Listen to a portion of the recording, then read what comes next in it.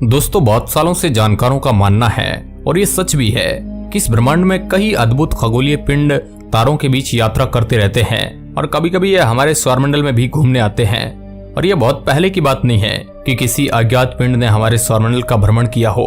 कुछ लोग कहते हैं कि यह चीज एक धूमकेतु थी या फिर एक उल्का पिंड। वही दूसरे खगोल शास्त्रियों का मानना है कि ये कुछ और ही था, कुछ अलग, कुछ रहस्यमयी और कुछ अविश्वसनीय। क्या यह किसी बाहरी ग्रह का एक टूटा हुआ टुकड़ा था या फिर तारों के बीच यात्रा करने वाला यह पिंड किसी एलियन सभ्यता का कोई एडवांस स्पेसक्राफ्ट? लेकिन अब सवाल ये उठता है कि इसमें ऐसा क्या खास है कि इतने बुद्धिमान वैज्ञानिक और खगोल शास्त्री भी इसे एलियन स्पेसक्राफ्ट की ओर संकेत करते हैं। तो हेलो एंड नमस्कार दोस्तों, मैं हूं आपका दोस्त सुरेश सांचुरी और आप रहस्य टेलीविजन यूट्यूब चैनल देख रहे हैं।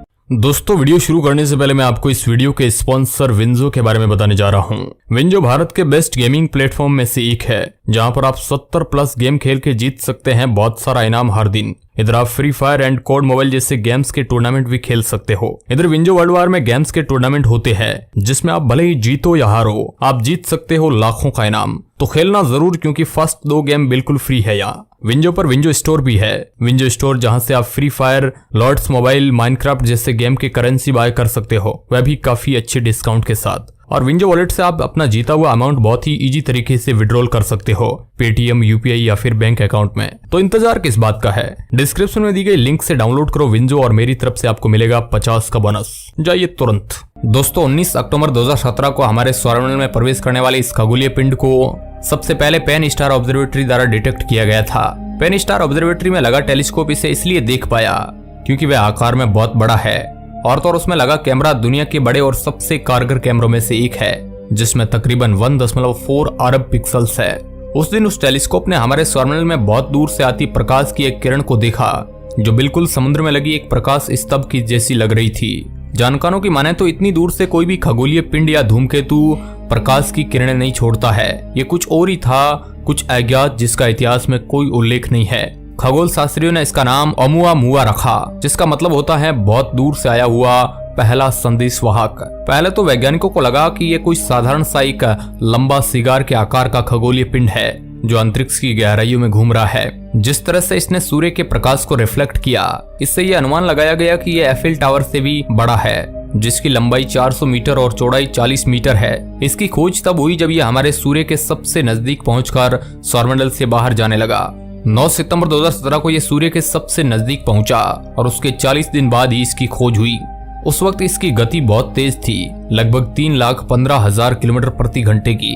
और तो और जब वैज्ञानिकों ने इसका मार्ग का अध्ययन किया, तो उससे यह सामने आता है कि जरूर यह हमारे सौरमंडल के बाहर से आया है। पृथ्वी के पास से गुजरते समय इस पिंड की गति इतनी ज्यादा तेज थी कि सूर्य के गुरुत्वाकर्षण का भी इस पर कोई प्रभाव नहीं पड़ा। लेकिन ओमुआमुआ के बारे में एक दिलचस्प चीज यह है कि ये कोई उल्का पिंड नहीं है और ना ही ये आम धूमकेतु की तरह दिखता है, लेकिन ये बिल्कुल एक धूमकेतु की तरह ही बिहेव कर रहा है। धूमकेतु छोटे बर्फीले खगोलीय पिंड होते हैं जो किसी तारे की परिक्रमा बहुत बड़े ऑर्बिट, जो कि 12.2 अरब किलोमीटर से भी ज्यादा में करते हैं। और जब ये धूमकेतु हमारे सूर्य या फिर अपने तारे के नजदीक पहुंचते हैं, तो उसकी गर्मी के कारण इनमें मौजूद वाष्पशील तत्व भाप बन जाता है, जो देखने में इसकी पूंछ की तरह प्रतीत होता है। इसके बस कुछ समय बाद ही 2019 में हमें हमारे सौरमंडल में एक और खगोलीय पिंड देखने को मिला, धूमकेतु 2I बोरिसोव। इस धूमकेतु ने बिल्कुल एक सामान्य धूमकेतु जैसा व्यवहार किया और इसके बाद दुनिया को ओमुआमुआ को और भी रहस्यमय लगने लगा। ओमुआमुआ की गति पर गुरुत्वाकर्षण के कोई प्रभाव न पड़ने के कारण को खगोल शास्त्री दुनिया को अभी तक समझा नहीं पाए। कुछ खगोल शास्त्रियों का मानना है कि बिल्कुल एक धूमकेतु की भांति ओमुआमुआ जब सूर्य से दूर जा रहा था, तब उसके पीछे बर्फीली गैस निकल रही होगी, जो बिल्कुल एक रॉकेट की तरह है। उस पर फोर्स लगा रही होगी और इसी कारण उसकी गति इतनी तेज थी। लेकिन इस जवाब के साथ एक समस्या यह है कि अध्ययन के दौरान खगोल शास्त्रियों को ओमुआमुआ के पीछे ऐसी कोई गैस का बादल निकलता हुआ नहीं दिखाई दिया। और तो और सबसे हैरानी की बात यह है कि वह जिस गति से सौरमंडल में यात्रा कर रहा था, वैज्ञानिकों के अनुसार किसी सामान्य धूमकेतु से गैस निकलने के बावजूद भी वह इतनी गति नहीं प्राप्त कर सकता है। ओमुआमुआ पर यह फोर्स निरंतर लग रहा था और अब क्योंकि इसमें कोई बर्फीली गैस भी नहीं निकल रही थी और ना ही कोई इंफ्रारेड फोर्स लग रहा था, तो इसका मतलब इससे कुछ और ही धक्का दे रहा था, जिसके बारे में हम कुछ समय में बात करेंगे। जिस तरह से ये हमारे सौरमंडल में गति कर रहा था, कईयों का मानना है कि ये कोई एलियन स्पेसक्राफ्ट था और या फिर कोई प्रग्रही स्पेस प्रोब, जिसे अपने अंदर ही लगे किसी यंत्र से ऊर्जा मिल रही थी। एक और अजीब बात यह है कि किसी को कोई अंदाजा नहीं है कि यह किस सौरमंडल से आया है और कितने समय से ब्रह्मांड में ऐसे ही तैर रहा है, क्योंकि इसकी गति इतनी तेज थी कि कोई भी टेलीस्कोप इसकी एक अच्छी सी तस्वीर नहीं ले पाया जो हमें इसके बारे में जानकारी दे पाए। अगर इसकी कोई हाई रेजोल्यूशन और विस्तृत तस्वीर हमारे पास होती तो शायद हमें यह अंदाजा लग जाता कि यह किससे बना है और आखिर यह है क्या। इन रहस्यों को सुलझाते हुए कुछ खगोल शास्त्रियों ने इन सवालों का जवाब देने का प्रयास किया है। हार्वर्ड यूनिवर्सिटी के खगोल विज्ञान के प्रोफेसर जिनका नाम एवी लॉब है, उनका कहना है कि ओमुमुआ अवश्य ही एक एलियन स्पेसक्राफ्ट था जो फिर सूरज या फिर किसी बड़े खगोलीय पिंड की रेडिएशन ऊर्जा का इस्तेमाल करके अपने प्रोपेलेंट से आगे बढ़ रहा था। और वैसे भी जैसा कि रिसर्चर्स ने बताया कि उसके पीछे कोई गैस प्रोपेलर नहीं लगा था और उसकी बढ़ती हुई गति का केवल एक ही कारण हो सकता है कि सोलर रेडिएशन की वजह से उस पर पड़ रहे फोटॉन्स को वह पीछे की तरफ धक्का दे रहा था, जिससे वह लगातार आगे बढ़ता जा रहा था। और सोलर रेडिएशन से ऊर्जा पाने का एक ही तरीका है कि वह स्पेसक्राफ्ट 1 मिलीमीटर से ज्यादा चौड़ा नहीं होना चाहिए और बड़े सरफेस एरिया के बावजूद भी उसका घनत्व अधिक नहीं होना चाहिए। ये तकनीक बिल्कुल एक सेल बोट की तरह काम करती है, बस फर्क इतना है कि समुद्र में सेल बोट हवा के जरिए आगे बढ़ती है और ब्रह्मांड में स्पेसक्राफ्ट हवा की जगह रेडिएशन का इस्तेमाल करते हैं आगे बढ़ने के लिए।